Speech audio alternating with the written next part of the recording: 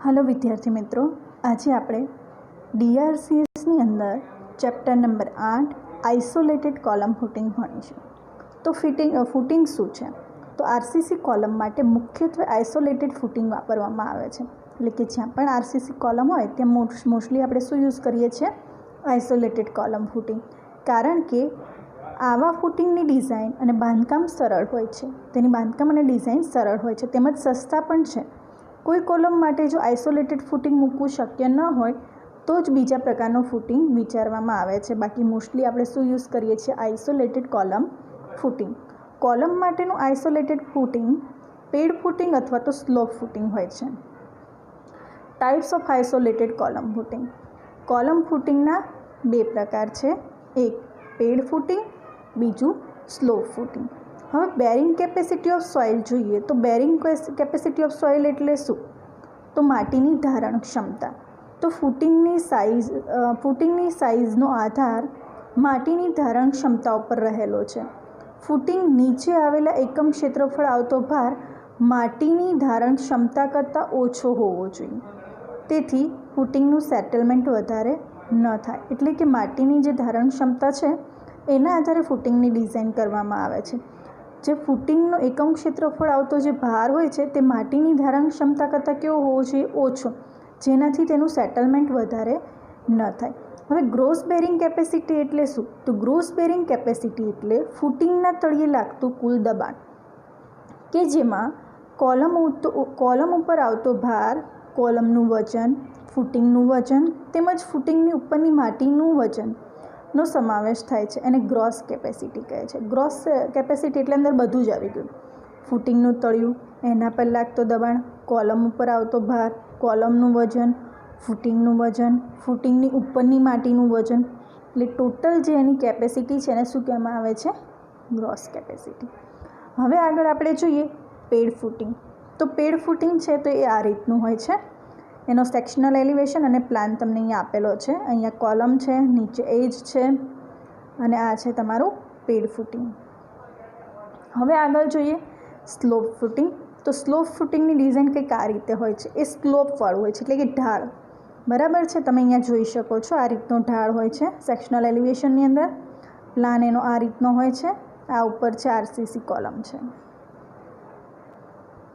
હવે આપણે સૌથી પહેલાં એક્ઝામ્પલ જોઈએ તો design isolated square footing for a square column 400 mm into 400 mm for axial load of 800 kN, use concrete grade M20 and Fe 415 grade steel, take safe bearing capacity of soil 120 kN per meter square, check for shear is not required, also draw neat sketch showing sectional elevation and plan। એટલે કે તમારે આની અંદર isolated square footing છે એ design કરવાનું છે। જે column છે એની સાઇઝ તમને આપેલી છે 400 × 400 mm, પ્લસ એના ઉપર જે એક્સિયલ લોડ લાગે છે 800 kN એ પણ આપેલો છે। કોન્ક્રીટનો ગ્રેડ છે એ M20 છે, સ્ટીલનો ગ્રેડ છે એ 250 છે। સેફ બેરિંગ કેપેસિટી એટલે કે માટીની ધારણ ક્ષમતા તમને 120 kN per meter square આપેલી છે। Check for shear is not required એટલે કે તમે આમાં ચેક ફોર શિયર ના કરો તો પણ ચાલે, રિક્વાયર્ડ નથી। જો તમને કીધું હોય તો જ તમારે કરવાનું, બાકી તમારે નથી કરવાનું। બીજું કે તમારે આમાં આકૃતિ દોરવાની છે એલિવેશન અને પ્લાનની। તો હવે આ જે ડિઝાઇન છે એને આપણે પેડ ફૂટિંગ તરીકે ડિઝાઇન કરીએ તો સૌથી પહેલું સ્ટેપ છે સાઇઝ ઓફ ફૂટિંગ। જ્યારે પણ તમે ડિઝાઇન કરો છો ફૂટિંગમાં તો પહેલું સ્ટેપ આવશે સાઇઝ ઓફ ફૂટિંગ। હવે સાઇઝ ઓફ ફૂટિંગ કોના ઉપર આધાર રાખે છે? તો માટીની ધારણ ક્ષમતા ઉપર, કે જે માટીની જે ક્ષમતા છે એના આધારે આપણે એના ફૂટિંગની ડિઝાઇન કરીશું। તો લોડ ઓન કોલમ, તો સૌથી પહેલાં આપણે જોઈએ તો કોલમ ઉપર લોડ કેટલો આવે છે? તો 800 kN આવે છે, બરાબર છે? હવે કોલમનો લોડ છે 800 kN છે। હવે assume dead load of footing. હવે જે ફૂટિંગ છે એનો ડેડ લોડ આપણે એઝ્યુમ કરીએ છીએ, જે કોલમ ઓન લોડ છે એના 10% લેવામાં આવે છે, એટલે કે 800ના 10%। તો 800ના 10% લઈએ તો 80 kN આવશે। હવે એ બંનેનો સરવાળો કરી દઈએ તો આપણને ટોટલ લોડ મળે છે 880 kN। એટલે એરિયા ઓફ ફૂટિંગ રિક્વાયર, જે આપણે એરિયા જોઈએ છે ફૂટિંગ માટેનો, એના માટે આપણે જે ટોટલ લોડ જોઈતો તો એ મળી ગયો 880। તો 880 એને આપણે સોઇલ બેરિંગ કેપેસિટી વડે ડિવાઈડ કરીશું. એટલે 880 ભાગ્યા સોઇલ બેરિંગ કેપેસિટી આપણને રકમમાં આપેલી છે 120 કિલોન્યુટન પર મીટર સ્ક્વેર. તો 880 ને 120 વડે ડિવાઈડ કરીએ તો જવાબ આવે છે 7.33 મીટર સ્ક્વેર. હવે જ્યારે પણ તમને કોઈ એરિયા મળે, બરાબર છે, અને એમાંથી તમારે કોઈ સ્ક્વેર ફૂટિંગ છે એનું માપ જોતું હોય તો તમે ઇઝીલી એનું વર્ગમૂળ કાઢો તો તમને એક સાઈડનું માપ મળી જાય. તો size of footing is equal two √7.33 એટલે કે 7.33નું વર્ગમૂળ કાઢીએ તો એક સાઈડનું માપ આવે છે 2.70 મીટર. એટલે પ્રોવાઈડ સ્ક્વેર એરિયા કેટલો આવશે સાઇઝનો? તો 2.70 મીટર છે, એનું એમએમમાં કરીએ તો 2700 mm ગુણ્યા 2700 mm. એટલે એરિયા પ્રોવાઇડેડ 2.7 ગુણ્યા 2.7 એટલે જવાબ આવે છે 730 mm સ્ક્વેર અથવા તો 7.30. બરાબર છે, એટલે 730 mm સ્ક્વેર આવી ગયો જવાબ. હવે આપણે જે સાઇઝ ઓફ ફૂટિંગ છે એ શોધી લીધું. હવે બીજું સ્ટેપ આવે છે નેટ અપવર્ડ પ્રેશર, એટલે કે એના ઉપર કેટલું પ્રેશર લાગે છે એ ફાઇન્ડ કરવાનું છે. તો step number 2 net upward pressure. તો P is equal to factor load on column divided by area of footing provided. કે લોડ ફેક્ટર લોડ કેટલો છે એ અને એને આપણે પ્રોવાઇડેડ એરિયા વડે ભાગી દેવાનું છે. તો ફેક્ટર લોડ શું આવશે? તો આપણે એકચ્યુઅલ લોડ લેવાનો છે, જે કોલમ ઉપર લાગે છે એ જ લેવાનો છે ખાલી. તો કોલમ ઉપર લોડ આપણે 800 કિલોન્યુટન લાગે છે અને આપણે એનું ફેક્ટરમાં કન્વર્ટ કરવું હોય તો એને 1.5 વડે આપણે મલ્ટીપ્લાય કરીશું. Divided by area of footing provided. Area of footing provided એટલે કે આપણે અહીંયા એરિયા 2.7 ગુણ્યા 2.7નું લીધું તો અહીંયા 2.7 ગુણ્યા 2.7 કરી દઈશું તો એનો જવાબ આવે છે 164.61 કિલોન્યુટન પર મીટર સ્ક્વેર. બરાબર છે. હવે આગળ સ્ટેપ 3 બેન્ડિંગ મોમેન્ટ, એટલે કે એના ઉપર બેન્ડિંગ મોમેન્ટ કેટલી લાગે છે એ શોધવાનું છે. તો બેન્ડિંગ મોમેન્ટ MU માટેનું સૂત્ર છે WL²/2. તો આપણી પાસે WL એ બધું આપણે શોધવું પડશે. તો W જોઈતું હોય તો એના માટેનું સૂત્ર છે P × BF. તો ઉપર આપણને P મળી ગયો 164.61 અને BF એટલે કે એનું માપ એક સાઈડનું ફૂટિંગનું માપ. તો 2.7 લઈ લઈએ તો જવાબ આવે છે 444.45 કિલોન્યુટન પર મીટર. હવે MUનું જે સૂત્ર છે MU બરાબર WL²/2. W બરાબર મૂકીએ આપણે 44.45 ગુણ્યા 1.15નો વર્ગ ભાગ્યા 2. તો આપણે MU મળે છે 293.89 કિલોન્યુટન ઇન્ટુ મીટર. હવે આની અંદર તમે એ જોશો તો L બરાબર 1.15 કેવી રીતે આવ્યા? બરાબર છે. તો 1.15 માટે જે બાજુમાં તમને અહીંયા ફિગરમાં જોઈ શકો છો, જે આ ડોટેડ લાઇન છે XX ત્યાંથી આ UDL બતાવ્યો છે. તો એટલું માપ જોઈતું હોય તમારે તો આખી વેડ છે 2700 છે, 2700ના અડધા કરો એટલે 1350 થશે.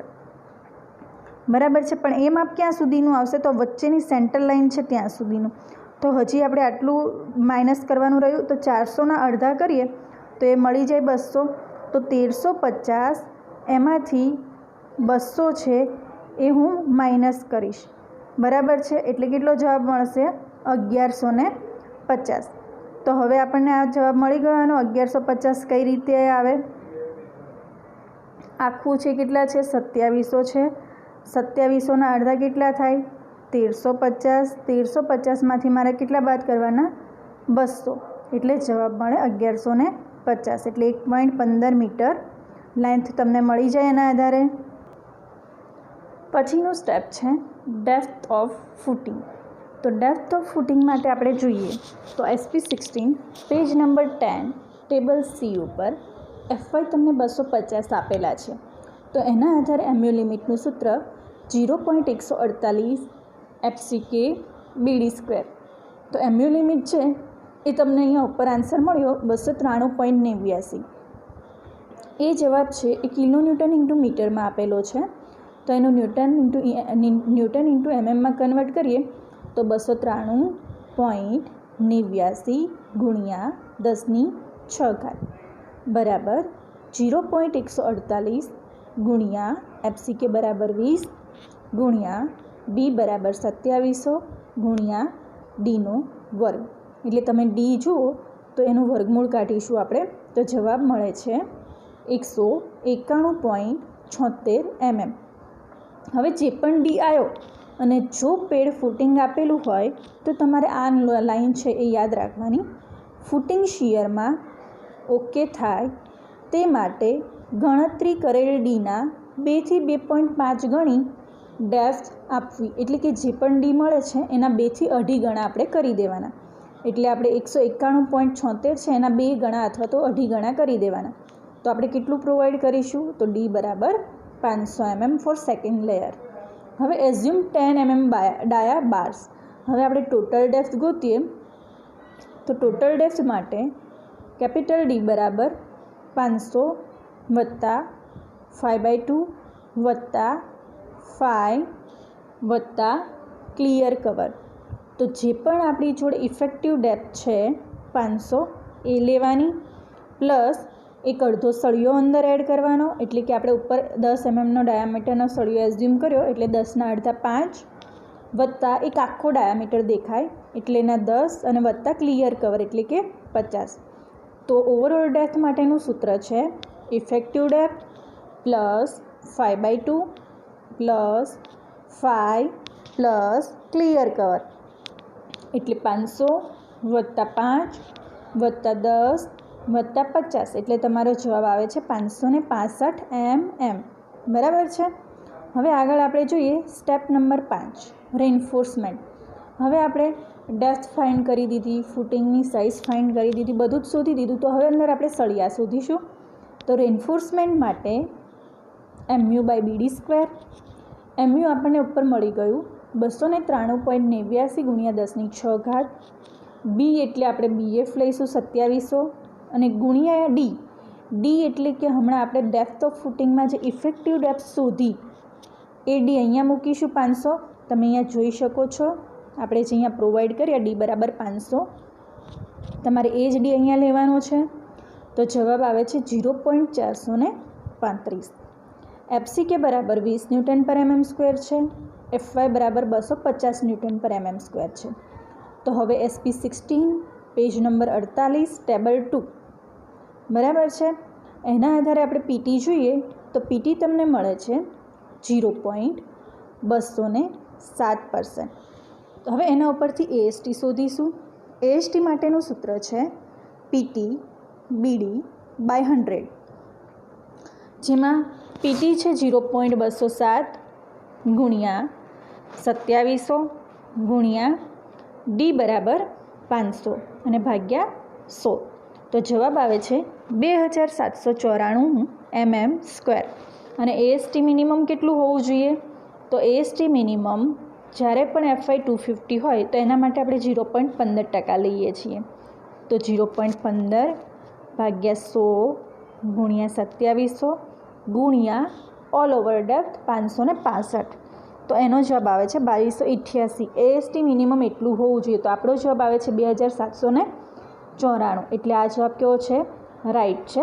તો એના આધારે આપણે સળિયા પ્રોવાઈડ કરીએ SP16 પેજ નંબર 229 ઉપરથી.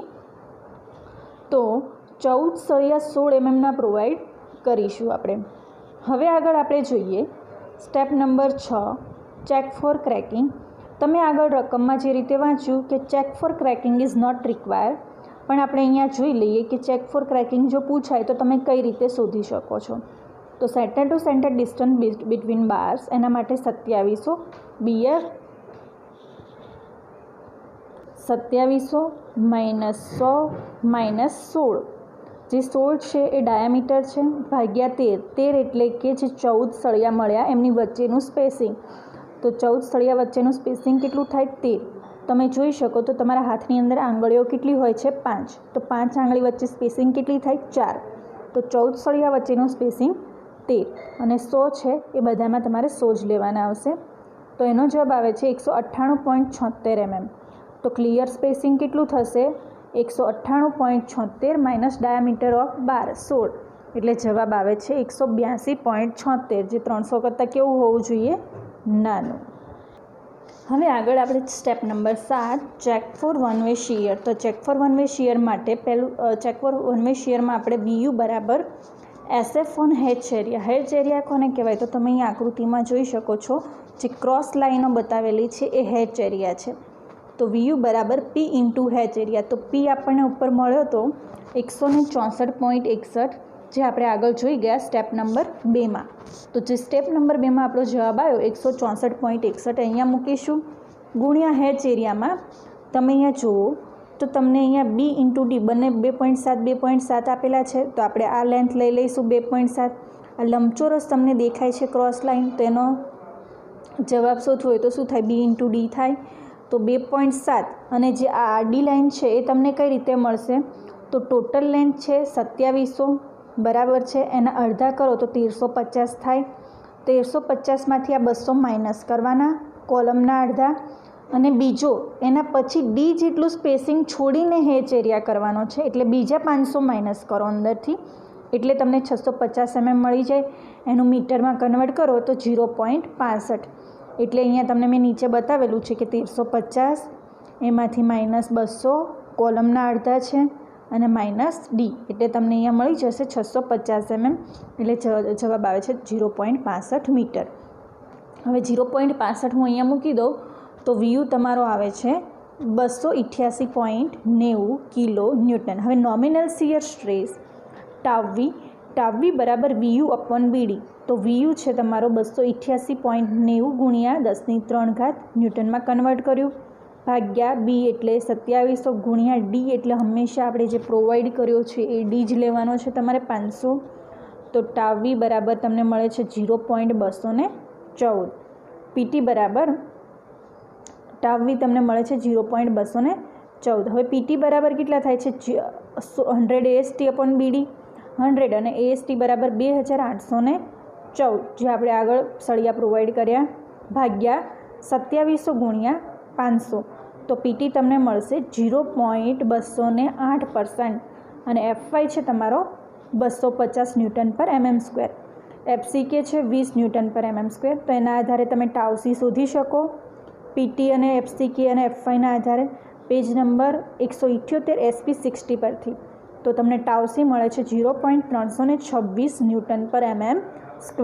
હવે તમે અહીંયા જોઈ શકો છો ટાવ V તમારો 0.214 છે, જ્યારે ટાવ C છે 0.326 છે. એટલે ટાવ V કરતાં ટાવ C કેવો છે? મોટો છે, એટલે કે tau V less than tau C થયું. એટલે ડિઝાઇન તમારી કેવી છે? ઓકે. હવે આગળ આપણે જોઈએ સ્ટેપ નંબર 8. તો એમાં છે check for two way shear. તો check for two way shear માટે એમાં પણ ટાવ V અને ટાવ C તમારે ચેક કરવાનું રહેશે, બરાબર છે. તો B બરાબર 4B ડેશ. હવે B ડેશ કોને કહેવાય? તો તમે અહીંયા આકૃતિમાં જોઈ શકો છો જે કોલમ છે એની ચારે બાજુ D/2 જેટલી સ્પેસ છોડીને એક બોર્ડર દોરેલી છે. તો 400 આ બાજુ D/2 અને આ બાજુ પણ D/2, એટલે તમને B ડેશ મળી જાય. જ્યારે D આપણો કેટલો છે? 500. તો 500ના અડધા કેટલા થશે? 250. તો 4 બ્રેકેટની અંદર 400 વત્તા 250 વત્તા 250. તો B તમારો આવે છે 3600 mm, બરાબર છે. B ડેશ છે તમારો 36, આ તમારું ટોટલ B આવી ગયો 3600 mm. હવે VU બરાબર P into hatch area. P છે 164.61 ઇન્ટુ બ્રેકેટની અંદર તમે અહીંયા જોઈ શકો છો જે ક્રોસ લાઈન છે બધો હેચ એરિયા છે. તો આખો છે 2.7નો વર્ગ અને અંદર જે નાનું એટલે 2.7નો વર્ગ, એટલે ટોટલ તમને ગ્રોસ એરિયા મળી જશે. એના અંદર તમારે આ જે B છે અંદર તમે જોઈ શકો છો B ડેશ, જે આપણને અહીંયા કેટલો મળ્યો હતો? 900, બરાબર છે. તો એ 900નું આપણે મીટરમાં કન્વર્ટ કરીએ એટલે 0.9. તો 0.9 ગુણ્યા 0.9 એટલે કે 2.7નો વર્ગ, એટલે ગ્રોસ એરિયામાંથી હું 0.9નો વર્ગ હું માઇનસ કરી દઉં, એટલે એટલો ભાગ ક્યાં આવી ગયો? 12 આવી ગયો. એટલે તમને આ ક્રોસ લાઇન છે એનો એરિયા કેટલો હશે? મળી જશે. એટલે 2.7નો વર્ગ માઇનસ 0.9નો વર્ગ. તો તમને VU મળે છે 1066.67 કિલો ન્યૂટન. હવે આપણે જોઈએ ટાવ V. તો ટાવ V બરાબર VU અપોન B0D। તો VU अपॉन B0D में VU है 1066.67 गुणिया 10⁻³ भाग्या B0 बराबर 3600। तमने जे अहींया उपर आंसर मळ्यो B0 बराबर 3600 गुणिया D बराबर 500। तो टाउ बी मळे छे 0.592 न्यूटन पर mm²। हवे टाउ सी डैश जोईए आपणे। तो टाउ सी डैशनुं सूत्र है KS into tau C. IS 456 page number 58 અને 59 ઉપરથી टाउ सी बराबर 0.25 रूट FCK 0.25 અને FCK बराबर 20। तो टाउ सी तमने मळे छे 1.11। हवे आ बधी ज वेल्यू छे ए टाउ सी डैशनी अंदर मूकीए आपणे। तो tau C dash is equal to 1.11 गुणिया 1। KS આપણે સ્ક્વેર કોલમ માટે 1 લઈશું એટલે KS બરાબર 1। તો જવાબ આવે છે 1.11 ન્યૂટન પર mm²। એટલે શું થયું? टाउ वी તમારો હતો 0.592 અને टाउ सी डैश છે 1.11 એટલે टाउ वी છે એ તમારો શું થયો? टाउ सी डैश કરતાં નાનો થયો એટલે tau V less than tau C dash એટલે તમારો આન્સર કેવો છે? ओके। तो आ मित्रों आपणे जोयुं आइसोलेटेड स्क्वेर फूटिंगनी डिजाइन बराबर है। हवे आनी आपणे जे स्क्वेर फूटिंगनी डिजाइन करी हवे एमनी आपणे आकृति ड्रॉ करीए। तो तमारे आ रीतेनी आकृति ड्रॉ करवानी रहे। आ छे एनुं सेक्शन एलिवेशन है, नीचे प्लान है, BF बतावेलो है, कॉलमनुं माप आपेलुं है, सळिया बंने सळिया केवुं होय छे कि स्क्वेर फूटिंग है ए चौरस होय छे एटले ऊभा पण सळिया होय छे अने आडा पण होय छे। एटले तमने अहींया बतावेलुं छे कि 14 सळिया छे 16 mm ना छे अने बोथ वेज एटले कि बंने साइड छे। ज्यारे तमारी डेप्थ आपेली छे 500 mm, टोटल डेप्थ आपेली छे 565, कॉलमनुं माप आपेलुं छे 400 गुणिया 400 mm अने प्लाननी अंदर तमे जोई शको छो ऊभा अने आडा बंने सळिया बतावेला छे अने एना माप आपेला है। तो तमारे आ रीते एनी डिटेलनी अंदर स्केच ड्रॉ करवानो रहेशे। तो आ हतुं तमारुं आइसोलेटेड स्क्वेर कॉलम फूटिंगनी डिजाइन।